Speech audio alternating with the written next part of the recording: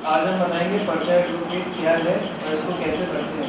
पर्चा एडवोकेट हम तब भरते हैं जब हमारा क्लाइंट जेल में हो और हमें उसको बाहर निकलवाना हो। तो इसके लिए सबसे पहले इसमें 2 रुपये का टिकट लगता है और 10 रुपये का एडवोकेट वेलफेयर टिकट लगता है। उसके बाद यहाँ पे न्यायालय का नाम रहता है, जिस न्यायालय में आपका केस चल रहा है, नंबर यदि हो जो आपका केस नंबर हो वो लगेगा, जुर्म दफ़ा जो आप पे धाराएँ लगी हैं वो लिखी जाएंगी, फिर प्रार्थी नाम वाद या प्रार्थी, यहाँ पे प्रार्थी का नाम होगा, जैसे आपका केस है राज्य बनाम राम सिंह, तो यहाँ पे पहले राज्य होगा, फिर जहाँ अपराधी या अभियोग है यहाँ पे राम सिंह का नाम होगा, फिर मैं के बाद आपके एडवोकेट जो है, एडवोकेट जैसे राहुल सिंह है, राहुल सिंह का नाम होगा, उसके बाद उनका रजिस्ट्रेशन नंबर होगा, उनका चैम्बर एड्रेस होगा, उनकी ईमेल आईडी होगी, उनका मोबाइल नंबर होगा, फिर मुनाजिब मुसम्मिल ने उनका नाम होगा जो अपराधी है, उनका नाम होगा, सन ऑफ उनके फादर का नाम होगा, उनका रेजिडेंस एड्रेस होगा, उनका थाना कौन सा लगता है वो होगा, और फिर आपके यहाँ पे एडवोकेट के साइन होंगे राहुल सिंह के, फिर यहाँ पे हस्ताक्षर मुहर्रिम जो वहाँ पे होता है उनके साइन होंगे। यहाँ पे आपकी जो तारीख है, आज की तारीख है वही डाली जाएगी क्योंकि ये सिर्फ एक ही बार फाइल होता है, और सन डाला जाएगा बस। ये बेसिक एक कॉन्ट्रैक्ट होता है एडवोकेट और उसके क्लाइंट के बीच में। आप इसमें देखिएगा, इसमें 2 पार्टीज रहती हैं, और सेकंड पैराग्राफ में पहला लाइन ये रहता है कि हम उक्त वकील साहब को उनकी फीस निश्चित करते हैं।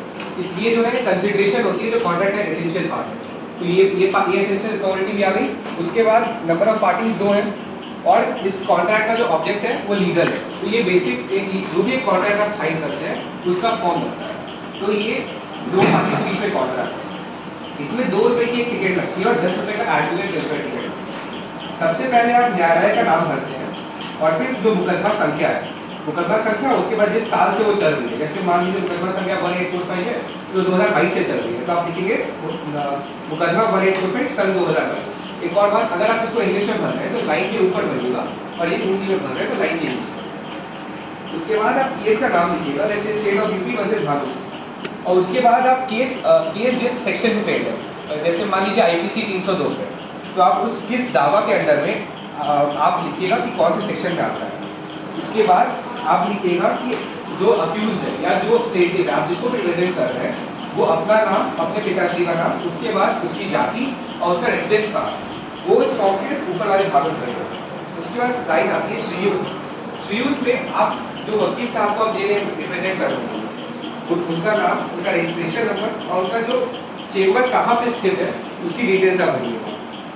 उसके बाद ये कॉन्ट्रैक्ट वकील से आपको ये राइट देता है कि वो आपके स्थान पर सारे डॉक्यूमेंट प्रेजेंट कर सके, विटनेस को क्रॉस एग्जामिन कर सके, उनसे सवाल जवाब कर सके, कोर्ट में डॉक्यूमेंट प्रेजेंट कर सके और कोर्ट स्टैम्प ले सके। उसके बदले में आप लोग एक लीगल फीस देते हैं जो कि कंसिडरेशन कहलाती है। उसके बाद लास्ट में आप कहते हैं कि जो कुछ भी कार्य वकील साहब करेंगे इस मुकदमे के संबंधित में वो हमारा केवल समझा जाएगा। इसमें आप अपनी सारी लीगल राइट्स उस वकील साहब को देते हैं, जिससे जो चीज़ आप कोर्ट में करना चाहेंगे उसकी राइट्स वकील साहब पे रहेंगे। उसके बाद ये क्रिमिनल केस में, यदि आप सिविल केस में भी भर रहे हैं तो कायदा 16 होता है जो हर वकालतनामा के साइड में रहता है। ये सिविल केसेस में इसलिए भरा जाता है क्योंकि सिविल केस की जो फाइल होती है बहुत ज़्यादा डॉक्यूमेंट्स की होती है, तो इन केस अगर कोई डॉक्यूमेंट खो गई तो इसमें केस नंबर, न्यायालय का नाम एवं बात संख्या रहती है जो न्यायालय देती है। इन केस अगर आपकी डॉक्यूमेंट खोती है, कहीं केस से गिर जाती है, तो ये आपके पास फिर से पहुंच सकती है। सिविल में रहेगा, और क्रिमिनल में आपको ये कायदा 16 करने की आवश्यकता नहीं होती। उसके बाद आप इसमें हस्ताक्षर प्रार्थी, मतलब जिसको आप रिप्रेजेंट कर रहे हैं वो उसका साइन करेंगे, और यदि वकील साहब विजुअली इम्पेयर्ड है या उनको देखकर कोई दिक्कत है तो साक्षी 2 होते हैं जो विटनेस कहलाते हैं, वो इस पर अपना साइन करेंगे, और उसके बाद आप तारीख देंगे और जो वकील साहब एक्सेप्ट कर रहे हैं वो अपना साइन देंगे। वकालतनामा तब तक वैलिड रहता है जब तक वकील साहब या जो उनके क्लाइंट है उसको माने, यदि ये पूरे केस भर के लिए वैलिड रहता है। आज हम सीखते हैं एंटीसिपेटरी बेल के बारे में। पहले एंटीसिपेटरी बेल होता क्या है? एंटीसिपेटरी बेल वो जमानत ही होती है, लेकिन ये हमारे अरेस्ट होने से पहले ली जाती है। जैसे हमें आशंका है कि हम पकड़े जाएंगे या हम अरेस्ट हो जाएंगे, तो हम पहले एंटीसिपेटरी बेल एक फाइल कर देते हैं, ठीक है। और एंटीसिपेटरी बेल कौन सी सेक्शन में आती है? 438 ऑफ सीआरपीसी में आती है कि अगर आपको आशंका है कि आपको कोई अरेस्ट करने वाला है या आपको किसी पुलिस के द्वारा अरेस्ट होने वाला है, तो आप एंटीसिपेटेड बेल फाइल कर लीजिए, ताकि अगर आप अरेस्ट भी होते हैं तो आपको जमानत पे छोड़ा जा सके। अब एंटीसिपेटरी बेल में कुछ जरूरी चीजें होती है। एंटीसिपेटरी बेल पहले तो डीजे कोर्ट में फाइल होती है, हाई कोर्ट में भी फाइल हो सकती है। आप पहले डीजे कोर्ट में फाइल कीजिए, अगर खारिज हो जाती है तो आप हाई कोर्ट में भी जा सकते हैं। अगर वहां से भी खारिज होगी तो फिर आप जब अरेस्ट होंगे तो आपको नॉन रेगुलर बेल फाइल करनी पड़ेगी। फिर एंटीसिपेटरी बेल में जरूरी चीजें क्या होती है, पहले तो होता है प्रोफार्मा, फिर होता है एंटीसिपेटरी बेल का एप्लीकेशन, फिर होता है सपोर्टिंग एफिडेविट, फिर जो भी अक्यूज है उसका आधार कार्ड और बाकी जो चीजें डॉक्यूमेंट्स जो नेसेसरी होती हैं। अब इसके फॉर्मेट में ऐसा होता है कि आप या तो एप्लीकेशन में सब कुछ लिख दीजिए, सारे फैक्ट्स सारी चीजें, और एफिडेविट में बस एक डिक्लेरेशन दे दीजिए कि जो चीजें एप्लीकेशन में कही गई हैं वो सारी सही हैं। या तो उल्टा भी कर सकते हैं, आप एप्लीकेशन में लिख दीजिए कि जो एफिडेविट में दी गई चीजें वो सारी सच हैं और कुछ भी छुपाया नहीं गया। हम परफॉर्मर पे आते हैं, तो परफॉर्मर में पहले हम एक अक्यूज होता है उसकी क्रिमिनल हिस्ट्री लिखते हैं। इसमें बस हाँ या ना के प्रश्न होते हैं। जैसे पहला प्रश्न है, आवेदक का कोई आपराधिक इतिहास है या नहीं। सीधे पूछते हैं कि क्या अपराधी की कोई क्रिमिनल हिस्ट्री है, यस है तो यस, नहीं है तो नो। आवेदक पहले कभी न्यायिक अभिरक्षा में रखा गया है, हाँ या नहीं। किसी जुडिशियल कस्टडी में रखा गया था पहले या अभी है। आवेदक के किसी न्यायालय द्वारा दंडित किया गया है, क्या उसे कोई पनिशमेंट मिली है किसी भी और दूसरे केस में, कोई भी और कोर्ट हो, हाई कोर्ट हो, डिस्ट्रिक्ट कोर्ट हो, कोई मतलब नहीं है, हाँ या नहीं बस सवाल आंसर आपको देना पड़ेगा। आवेदक के द्वारा इसके पहले किसी न्यायालय में जमानत प्रार्थना पत्र किसी भी रूप में प्रस्तुत किया गया है। आपने इससे पहले कोई भी बेल की एप्लीकेशन किसी भी कोर्ट में दी गई है, यस या नो को करना है। अब ये नहीं आपको बताना कि खारिज हुई है या एक्सेप्ट हुई है, बस यस या नो। क्या आवेदक को आवेदक की उपस्थित होने की घोषणा की गई है अथवा हाँ या नहीं। तो क्या आप मतलब तैयार हैं अब आप आने के लिए। फिर है, क्या आवेदक को फरार घोषित किया गया है, क्या आपको फरार घोषित किया गया। आप किसी केस में आपको बोला गया था कि आपको जेल में बंद रहना है, लेकिन आप वहां से भाग गए थे, ऐसा है हाँ या नहीं। क्या आवेदक की संपत्ति कुर्क की गई है, क्या आपके अगर आपने किसी और केस में अपनी लैंड को अटैच किया तो क्या उसे बेचा जा रहा है, या कुछ ऐसा हुआ जा रहा है कि जिससे संपत्ति आपके पास नहीं है जो आप रखने वाले हो अपने जमानत में। आवेदक के विरुद्ध अन्य मामलों का विवरण विचारधारी विवरण, हाँ या नहीं। क्या आवेदक को कोई जमानत प्रार्थना पत्र अथवा अग्रिम जमानत पत्र इस मामले में निस्तर हुआ है, मतलब आपने कोई इससे पहले बेल दिया है, क्या वो खारिज हो गया है या नहीं। फिर इसके बाद हम एप्लीकेशन कर देंगे, फिर केस का नाम लिखेंगे, जैसे राज्य सरकार वर्सेस राम श्याम जो भी है उसका नाम लिखेंगे। फिर किस धारा के अंदर आपको लग रहा है कि किस धारा के अंदर आपको कन्विक्ट किया जा रहा है, फिर उसका पुलिस स्टेशन, फिर लिखेंगे application for anticipatory bail under 438 of CRPC। ये लाइन आपके एंटीसिपेटरी बेल में या हर एप्लीकेशन में लगभग यही रहती है। हम बोलते हैं कि जो चीजें एफिडेविट में लिखी गई है वो सच है।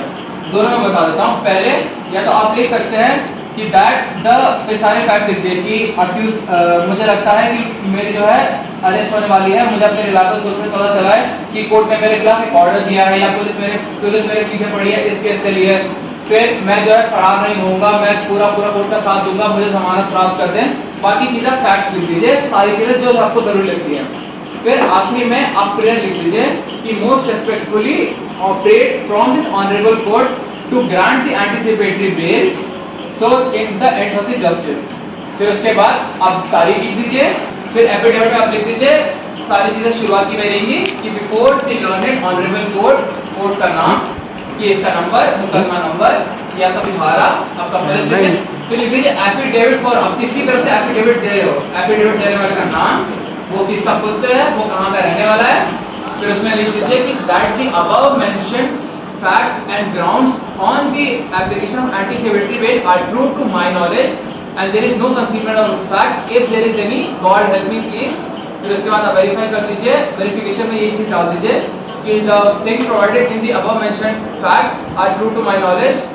आप मतलब वेरीफाई करते हैं कि जो भी मैंने कहा वो सब सच है, कुछ भी छुपाने का गलत हो तो भगवान मेरी मदद करे। वही चीज है काउंसिल का नाम, आपका नाम। अब दूसरा तरीका ये हो सकता है कि आप एफिडेविट में सारी जानकारी दे दीजिए, एप्लीकेशन में बस इतना लिख दीजिए कि जो भी एफिडेविट में जानकारी दी गई है वो मेरे हिसाब से सच है।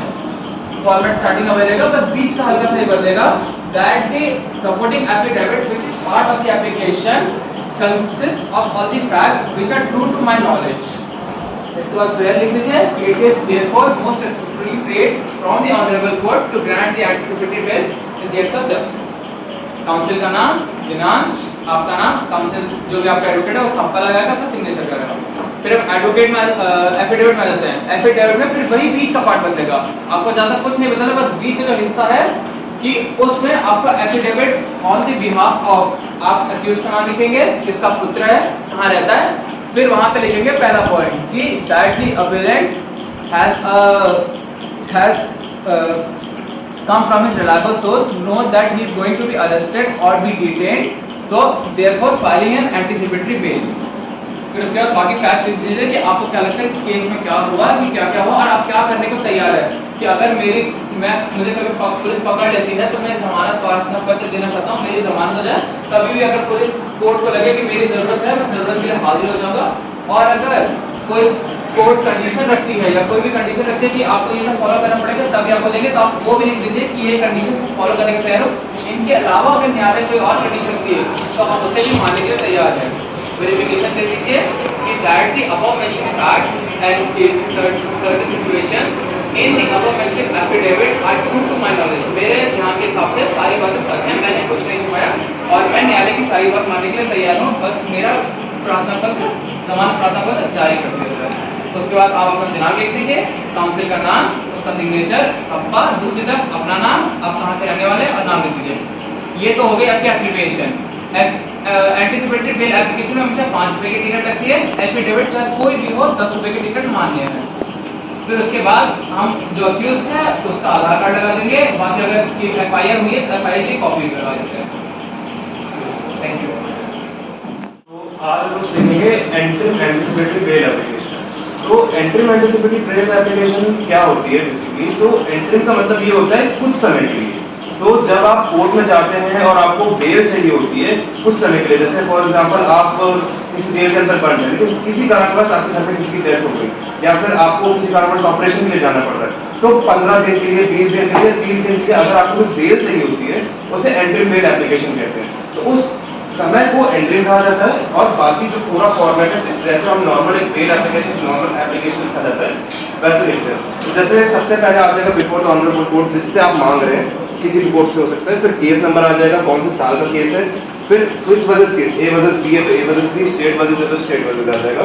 फिर उसके बाद सारा crime number, under section, police station, application for interim bail आ जाएगा नेक्स्ट लाइन जहाँ पर एप्लीकेशन लिखते हैं। फिर नेक्स्ट में मोस्ट रेस्पेक्टफुली शोवर्ड। फिर उसके बाद पूरा जो आपका कंटेंट है कि आपको क्यों चाहिए एंट्रीम बेल एप्लीकेशन, आपको एक पूरा कारण देना है कि हाँ मेरे को इस कारणवश मेरे को एंट्रीम बेल चाहिए, आप कृपया कर ये एंट्रीम बेल ग्रांट है। उसके बाद प्रेयर आ जाएगी, जैसे आप नॉर्मली प्रेयर लिखते हैं एक नॉर्मल एप्लीकेशन के लिए। फिर दिनांक, किस डेट को आप एंट्रीम बेल मांग रहे हैं, स्पेसिफिकली वो डेट आती है और भी डेट नहीं आती। फिर एडवोकेट का नाम, एडवोकेट का जो भी स्टैम्प है वो, एप्लीकेंट का नाम जिसके लिए आपको बेल चाहिए। तो ये है एंट्रीम बेल एप्लीकेशन। अब नेक्स्ट थिंग आ जाती है बेल बॉन्ड भरना। तो जितने भी हम बेल्स करवाते हैं उन सभी के लिए बेल बॉन्ड भरना बहुत जरूरी होता है। तो बेल बॉन्ड इस तरह का होता है जिसमें पहला पन्ना होता है प्रतिभूति पत्र, दूसरा होता है व्यक्तिगत बंध पत्र, फिर हल्फियानामा, फिर हल्फिया बयान, और दो तरह के दोनों हल्फिया बयान होते हैं। तो इस बेल बॉन्ड में केवल हल्फिया बयान में ही 10 रुपए की टिकट लगती है और कहीं टिकट नहीं लगती है। तो जैसे आप इसको भरना अगर सीखें तो सबसे पहले प्रतिभूति पत्र आता है, जिसमें सबसे पहले आता है न्यायालय श्रीमान। इसमें कोर्ट का नाम आ जाएगा, पूरा जो भी कोर्ट है। अगर जज का नाम आपको पता है तो जज का भी नाम लिख देगा, वरना कोई दिक्कत नहीं है। फिर उसके बाद आ जाएगा अभियोजन संख्या, केस नंबर, जो भी उसका केस नंबर है। यहाँ पर एक लंबी सी लाइन खींची हुई है, तो यहाँ पर उस केस का नाम आ जाएगा, जैसे ए वर्सेस बी तो ए वर्सेस बी आ जाएगा, स्टेट वर्सेस जो भी अगला अक्यूज है उसका नाम आ जाएगा। ठीक, फिर यहाँ पर सन है, कौन सन का केस है। फिर धारा कौन सी लगी है, आईपीसी की तो आईपीसी की धारा लिखी जाएगी, सीपीसी की सीपीसी की, सीआरपीसी की तो सीआरपीसी की। फिर अपराध संख्या भाई एफआईआर नंबर और क्राइम नंबर सेम होता है तो वो यहाँ पर आ जाएगा इस ब्रैकेट के अंदर। फिर थाना कौन सा है, उस थाने की डिटेल्स पूरी लिख जाएंगे, कहाँ का थाना है, पूरा कानपुर नगर या कहीं और का, तो वो पूरी डिटेल्स आ जाएंगी। फिर प्रतिभूति, यहाँ पर ये जो लोग होते हैं ये श्योरर्स के नाम होते हैं। तो अगर मिनिमम 2 श्योरर्स चाहिए होते हैं, मिनिमम 1 चाहिए होता है, मैक्सिमम 2 चाहिए होते हैं, उससे ज्यादा नहीं हो सकते। तो यहाँ पर पहले श्योरर का नाम आ जाएगा, उसका पूरा नाम, वो उसके पिताजी का नाम और कहाँ का निवासी है, आसपास थाना कौन सा पड़ता है और कौन सा जिला पड़ता है, वो पूरा आ जाएगा। सेम चीज नीचे में भी पूरी रहेगी। ठीक, अब यहाँ पर ये जो इतना बड़ा सा पैराग्राफ है, यहाँ पर इस बेल बॉन्ड की कंडीशंस बताई गई है कि इस व्यक्ति को बेल क्यों चाहिए और क्या क्या वो बेल में दे सकता है। फिर यहाँ पर वो अमाउंट आ जाएगा, बेल अमाउंट, वो कितना भी हो सकता है, 20,000, 25,000, 50,000, कितना भी हो सकता है। ठीक, फिर यहाँ पर डेट आ जाएगी जिस दिन ये सबमिट करना है, उससे ना पहले कि ना उसके बाद की, जिस दिन सबमिट करना है उस दिन की डेट आएगी।